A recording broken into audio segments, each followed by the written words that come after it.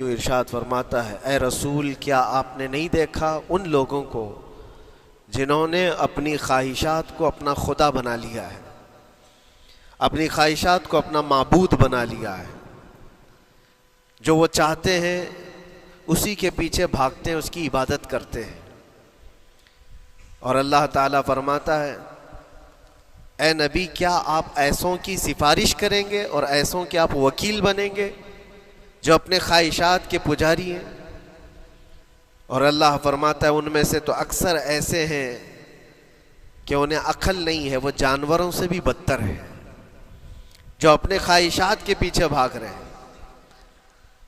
شیخ اعظم سیدنا محی الدین ابن عربی رحمۃ اللہ تعالی علیہ، ان کی کئی چیزیں لوگوں میں ایسی بھی مشہور تھی کہ شیخ محی الدین ابن عربی ایسے ایسے الفاظ بول جاتے ہیں جو شریعت میں ہوتے نہیں ہیں۔ بہت سارے مسائل ان کے ہیں، لیکن ایک بار شیخ محی الدین ابن عربی بیٹھے ہوئے تھے، کرسی پر ہیں، سامنے مریدین بھی ہیں، بہت سارے ملنے والے لوگ بھی آئے ہوئے ہیں۔ اسی اثنا میں انہوں نے ایک جملہ ایسا کہا، واقعی اگر آپ کے سامنے بھی ایسی بات آئے تو آپ بپھر جائیں۔ شیخ محی الدین ابن عربی کہتے ہیں، اے لوگوں جو تم سب یہاں میرے پاس بیٹھے ہو، تمہارا خدا میرے پاؤں کے نیچے ہوتا ہے، تمہارا خدا میرے قدموں کے نیچے ہوتا ہے۔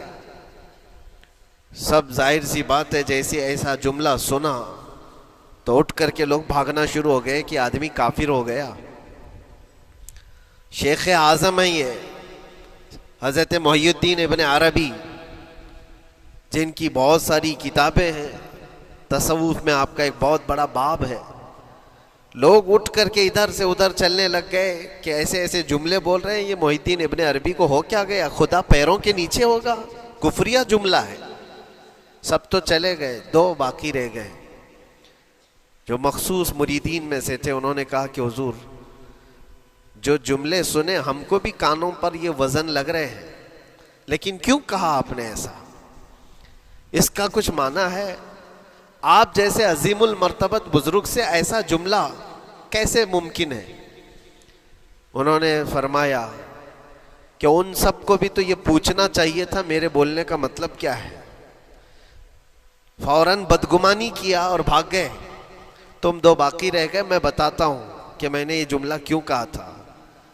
تو کرسی پر بیٹھے تھے اور چٹائی نیچے بچھی ہوئی تھی یا قالین بچھی ہوئی تھی جس پر لوگ بیٹھے ہوئے تھے۔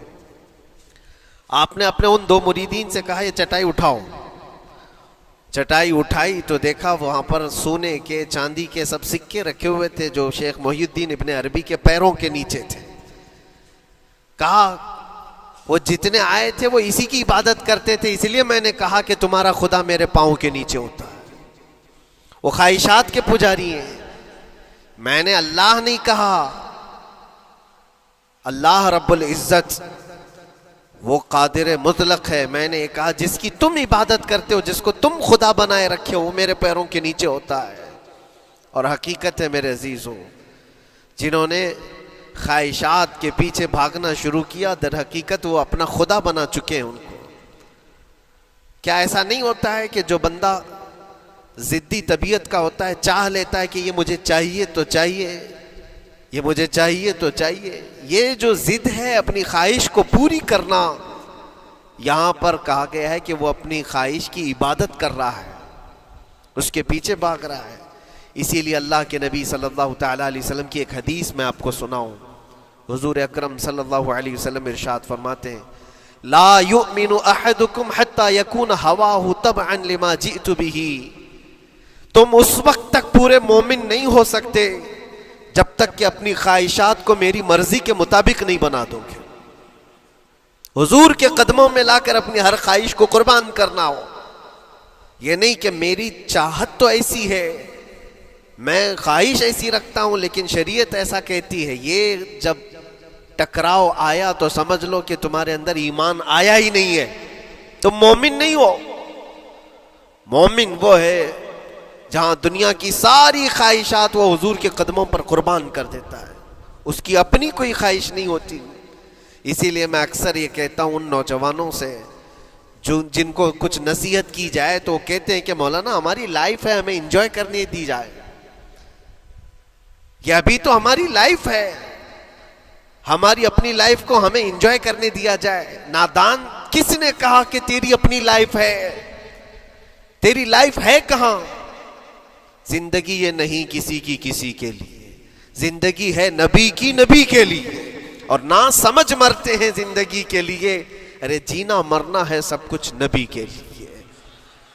جو خواہشات کو لا کر کے حضور کے قدموں پر رکھ دیتا ہے تو پھر وہ کہتا ہے میرے عزیزو، وہ پھر آ کر کے یہ کہتا ہے اپنی خواہشات، اپنی طبیعت جہاں سب مر جاتی آدمی کی، اس کی اپنی کچھ نہیں ہوتی، تب اس مومن کی زبان سے یہ نکلتا ہے یا رسول اللہ زمین و زمان تمہارے لیے، مکین و مکان تمہارے لیے، چنین و چنا تمہارے لیے، بنے تو جہاں تمہارے لیے، ہم آئے یہاں تمہارے لیے، اٹھے بھی وہاں حضور کے لیے. اس کا اپنا کچھ نہیں ہوتا، اپنی خواہش ہوگی تو میں کرتا رہے گا، اور جتنی خواہشات کے پیچھے بھاگتا رہے گا دنیا اس کا پیچھا کبھی نہیں چھوڑتی، اور نہ ہی دنیا اس کو کبھی سیراب ہونے دے گی، کبھی پیٹ بھرنے دے گی ہی نہیں. وہ بھوکا ہی رہے گا، وہ پیاسا ہی رہے گا جو دنیا کے پیچھے بھاگتا ہے. ایک مرتبہ سیدنا عبداللہ ابن مسعود رضی اللہ تعالیٰ عنہ غمگین بیٹھے ہوئے تھے، کسی بات کا غم ہوگا. نبی پاک صلی اللہ تعالیٰ علیہ وسلم کا گزر ہو رہا تھا، آپ نے دیکھا، حضرت عبداللہ ابن مسعود سے پوچھا کہ غم کیوں ہے؟ تو آپ خاموش رہے. تو اللہ کے نبی صلی اللہ علیہ وسلم نے ایک جملہ فرمایا جو آج ہم سب کے لیے سبق ہے میرے عزیزوں. فرماتے ہیں لا تکثر ہمک ما یقدر یکن، اپنے غم کو زیادہ مت بڑھا، جتنا لکھا ہے اتنا مل کے رہے گا. وما ترزق یأتک، جتنا اللہ نے رزق لکھا ہے وہ آ کر رہے گا، وہ تیرے پاس آ جائے گا. غم کب بڑھتے ہیں انسانوں کے؟ ہمارے اندر جو ٹینشن جس کو آپ کہہ رہے ہو، فرسٹریشن کہہ رہے ہو، یہ سب چیزیں انسان کی زندگی میں کب آتی ہیں؟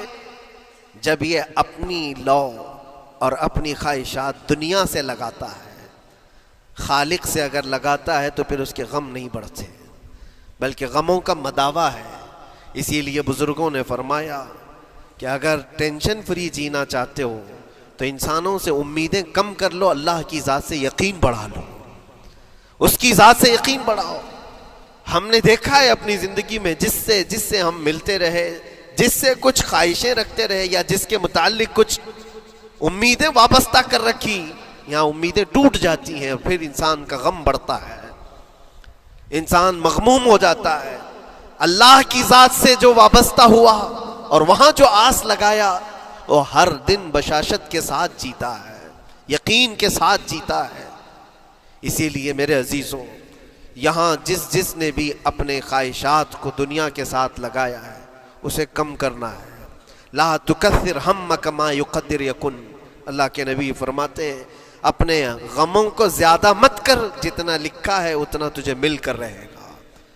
اس دار فانی میں، اس عمل کی دنیا میں ہم نے اپنے بہت ساری چیزیں پھیلا رکھی ہیں. ایک چیز میں آپ کو بتاؤں کہ کبھی کبھار میں دیکھتا ہوں موبائل کو، اب سب کے ہاتھوں میں موبائل ہے، اور کبھی کبھار یہ اسٹک بھی ہوتا ہے.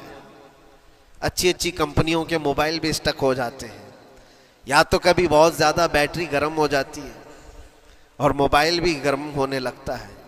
پھر اس کا حل کیا ہے؟ ایکسپرٹ سے پوچھتے ہیں موبائل کبھی ہینگ ہو رہا ہے یا کبھی بہت بیٹری گرم ہو رہی ہے، اس کے ریزن کیا ہے؟ تو وہ ایکسپرٹ یہی بتاتے ہیں کہ اس کے اوپر اوور لوڈ ہو سکتا ہے، بہت زیادہ اس میں ڈیٹا جمع ہو چکا ہے اور پھر بیک گراؤنڈ میں ایکٹیو ہے بہت زیادہ، جس کی وجہ سے بیٹری ہارمفل ہے، بہت زیادہ گرم ہو جاتی ہے. یا تو پھر ایک ساتھ کئی چیزیں اس کے اندر ڈال دی جاتی ہیں تو اس کا پروسیس کم ہو جاتا ہے، اسٹک ہو جاتی ہے. یہ تو موبائل ہے جو تمہیں سکھا رہا ہے. یہی چیز ہے دنیا کے ہمارے اس لائف میں، ہماری زندگی میں بہت زیادہ چیزیں اگر دماغ میں آ جاتی ہیں تو پھر دماغ گرم بھی ہو جاتا ہے اور اسٹک بھی ہوتا ہے، ہر چیز سوچنے سے بھی عاری ہو جاتا ہے. صحیح طریقے کے فیصلے نہیں لے پاتا. اچھا نقصان کیا ہے اس کا؟ سیم ہم نے موبائل ایکسپرٹ سے بھی پوچھا. جب موبائل بہت زیادہ گرم ہونے لگے یا اسٹک ہونے لگے تو اس کو کیا کرنا چاہیے؟ تو ایکسپرٹس بتاتے ہیں کہ اس کے ریڈیشن بہت زیادہ ہوتے ہیں اس وقت اور یہ نقصان پہنچا سکتا ہے. جو استعمال کر رہا ہے اس کے دماغ پر بھی اثر کرے گا, آس پاس کے لوگوں پر بھی اثر کرے گا. ایک موبائل کے اوپر اگر زیادہ لوڈ آ جائے تو اس کے ریڈیشن آس پاس سب کو خراب کرتے ہیں. یہی حال انسان کی زندگی کا ہے. تمہارے دماغ کے اوپر اگر غم زیادہ بیٹھ گئے اور بہت زیادہ دماغ حاوی ہو گیا تو خود کا تو نقصان کرو گی ہی, آس پاس جتنے ہیں سب کا نقصان کرو گے. تمہاری وجہ سے تمہارے ماں باپ بھی پریشان, تمہاری اولاد, تمہارے بیوی بچے سب اس پہ ان سب چیزوں میں ملوث ہو جاتے ہیں. اب اس کا علاج کیا ہے؟ کہا گیا موبائل کو آف کر دو, ڈیٹا کم کر دو, اس کے اندر سے کچھ چیزیں ڈیلیٹ کر دو, پھر یہ اپنے نارمل حالت میں آ جائے گا. سیم آپ کے لیے بھی ہے. دماغ میں دنیا کے بہت سارے فطور بھرے ہو تو تھوڑی چیزیں ڈیلیٹ کر دو, تھوڑے دنوں کے لیے اپنی اس ایکٹیو لائف کو روک دو اور آ جاؤ اللہ کی بارگاہ میں اور آنکھ بند کر کے اس کی طرف لو لگاؤ. اس لیے کہ ہماری بیٹری جو چارج ہوگی وہ خالق کائنات سے ہی ہوگی. بنانے والا ہی بہتر جانتا ہے اس کی زندگی کس چیز سے چلتی ہے. اور اسی لیے کہا ہے, امام غزالی رحمۃ اللہ تعالی علیہ فرماتے ہیں, جو بندہ اللہ کے ذکر سے کئی دن تک غافل ہوتا ہے تو مردہ لاش ہے جو چل رہا ہے, بازاروں میں جو چل پھر رہا ہے, ذکر الہی نہیں کرتا تو اس کی روح ختم ہونے کے قریب آئی ہے. یہ زندہ لاش ہے. یہاں زمانے ہو گئے, مہینوں بیت گئے, برسوں ہو جاتے ہیں. کتنے دن ایسے ہیں آپ نے اللہ کے ذکر کے لیے الگ سے وقت نکالا ہو؟ کہاں ہے وقت؟ نماز بھی ایسے پڑھ کر کے بھاگ جاتے ہیں جیسے لگتا ہے کہ کوئی چیز ہمارے اوپر سوار تھی, جلدی سے ہٹا دی اور بھاگ گیا. نہیں میرے عزیزوں, ہماری روح جب بیمار ہوتی ہے, ہماری روح کو جب بھوک لگتی ہے تو اللہ کے ذکر سے اس کا علاج بھی ہوتا ہے اور اس کو رزق بھی ملتا ہے. لیکن ہم رزق دیتے ہی نہیں. کبھی آپ نے دیکھا ہماری باڈی کو, صبح ناشتہ نہ کرو, دوپہر میں کھانا نہ کھاؤ تو شام تک ہمارا جسم ہچکولے لینے لگتا ہے, چکر آنے لگ جاتے ہیں. کیوں؟ جسم 2 وقت کے کھانے کو چھوڑنا برداشت نہیں کر پاتا, کمزوری آ جاتی ہے. جسم کو بھوک لگتی ہے, ہمیں کھانا دینا اسے ضروری ہے. اسی طرح اللہ نے ہماری جو روح بنایا ہے, روح کو بھی رزق کی ضرورت ہے. اور روح کا رزق کیا ہے؟ روح کا کھانا پینا کیا ہے؟ کاجو بادام میوے پستے کھا کر کے روح کو طاقتور نہیں بنا سکتے. فرمایا گیا روح کی غذا اللہ کا ذکر ہے. جب بندہ اللہ کا ذکر کرتا ہے تو اس کی روح کو طاقت ملتی ہے اور روح کمزور نہیں رہتی, طاقتور بن جاتی.